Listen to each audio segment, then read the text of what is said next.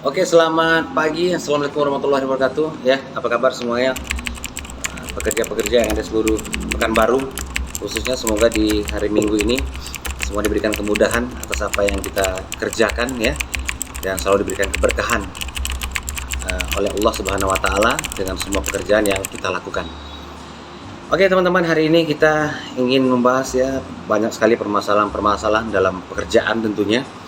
Ya, yang dimana mungkin setiap saat kita mengalaminya, dan tentu kita harus mengetahui proses ya, untuk menjadi seorang pekerja ya pasti banyak tuntutan-tuntutan yang akan kita hadapi seperti itu. Hari ini kita akan bahas tentang apa sih faktor yang mempengaruhi kinerja karyawan. Nah, yang pertama itu adalah sapras tempat bekerja, sarana dan prasarana maksudnya teman-teman ya. Nah, ini mempengaruhi sekali kinerja karyawan ya. Agar kerja karyawan itu tetap produktif, jadi kita harus memperhatikan sarana dan prasarana. Contoh misalnya kebutuhan yang umum ditemui, misalnya seperti customer service ya, mungkin tempat wastafel untuk mencuci tangan pada saat selesai makan untuk di area restoran, seperti itu ya. Jadi sarana prasarana seperti teman-teman. Yang kedua adalah lingkungan kerja. Nah, lingkungan kerja ini ya, lingkungan kerja itu yang sehat gitu. Jadi memiliki ruang kantor yang baik gitu ya, tempat istirahat yang layak, tempat ibadah yang bersih dan lain-lain. Kalau untuk yang di area resto mungkin di area memasak itu lebih bagus ya, ada exhaust fan-nya. Jadi pada saat memasak asap-asap itu tidak berterbangan kemana-mana seperti teman-teman ya. Nah, jadi sanitasi pembuangan asap itu sangat penting sekali untuk di area restoran, khususnya di kitchen ya, untuk yang memasak seperti itu. Yang ketiga adalah job desk karyawan. Nah, job desk ini job desk pekerjaan ya. Jadi pembagian job desk itu setiap karyawan harus jelas dan transparan ya, karena pembagian job desk ini menjadi acuan bekerja setiap karyawan ya, tentang apa saja yang menjadi tanggung jawabnya. Nah, yang keempat adalah tanggung jawab. Tanggung jawab di sini karyawan yang bertanggung jawab, yang selalu datang ke kantor itu tepat waktu, datang ke area pekerjaan tepat waktu ya. Selain tanggung jawab, misalnya dalam konsisten tanggung jawabnya, totalitas dalam pekerjaan, punya inisiatif, dan selalu jujur dan beretika baik.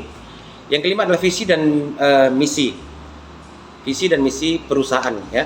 Visi itu merupakan tujuan yang akan dicapai ya, yang dicetuskan oleh para pendiri, kemana perusahaan itu akan dibawa. Itu visi. Dan misi itu adalah tahapan atau langkah-langkah yang akan dikerjakan untuk meraih visi tadi, teman-teman. Nah, itu sangat penting. Yang kedua adalah budaya organisasi. Para karyawan terutama mungkin yang anak-anak muda milenial mungkin bisa budaya-budaya di tempat kerja yang lama masuk ke tempat baru maksudnya, itu pasti berbeda. Nah, itu ya. Jadi maka juga harus memperhatikan budaya-budaya organisasi dalam suatu perusahaan ya. Suatu perusahaan yang lain ya dengan yang lainnya itu pasti akan berbeda. Jadi setiap perusahaan itu memiliki ciri khas masing-masing gitu, teman-teman. Yang ketujuh adalah sistem komunikasi. Sistem komunikasi ya yang benar agar tim ya dapat meningkatkan kinerja antar sesama karyawan dan memberi manfaat pada perusahaan ya. Nah, itu sangat penting. Jadi harus sistem komunikasi itu harus dibangun setiap saat gitu, teman-teman ya. Yang kedelapan adalah kinerja pemimpin. Kinerja pemimpin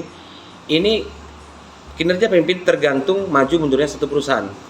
Apabila ide-ide mereka tidak berjalan dengan baik, maka perusahaan itu akan mengalami pailit seperti itu. Karena sudah keluar banyak modal untuk melaksanakan suatu kegiatan, event, tapi ternyata tidak terlaksana dengan baik. Itu pentingnya kinerja pemimpin. Yang kesembilan adalah skill upgrade. Skill upgrade ini seorang karyawan itu harus memiliki skill upgrade ya, untuk meningkatkan kemampuan dalam bekerja. Nah, biasanya perusahaan itu akan melakukan atau menyuruh karyawan tersebut mengikuti pelatihan-pelatihan ataupun dia disuruh kuliah lagi seperti itu, teman-teman ya. Jadi untuk meningkatkan kemampuan skillnya tidak berkutat ataupun berputar di situ-situ saja. Yang ke-10 adalah bonus atau insentif. Nah, bonus ini didapat apabila perusahaan itu mengalami peningkatan. Nah, jadi sudah selayaknya kita sebagai karyawan berusaha terus untuk meningkatkan perusahaan kita dan membantu mengeluarkan ide-ide kita dan memberikan totalitas kita dalam bekerja. Mungkin itu saja, teman-teman ya. Itulah beberapa faktor yang mempengaruhi kinerja karyawan, dan pastikan kita tetap bekerja sepenuh hati ya.